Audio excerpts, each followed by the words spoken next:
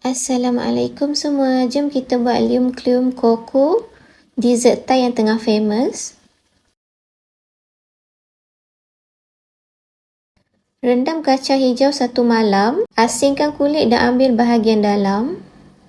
Goreng kacang hijau sehingga masak.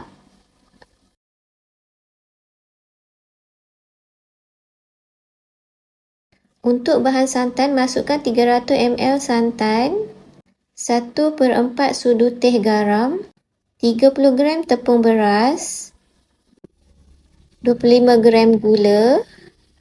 Kacau sehingga sebati dan tidak berketul.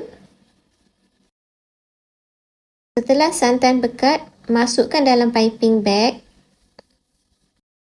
Untuk bahan koko, 200 ml air, 30 gram tepung kacang hijau, 50 gram gula, 100 ml air bancuhan koko. Kacau sehingga menjadi likat. Setelah masak, tuang ke dalam bekas bulat.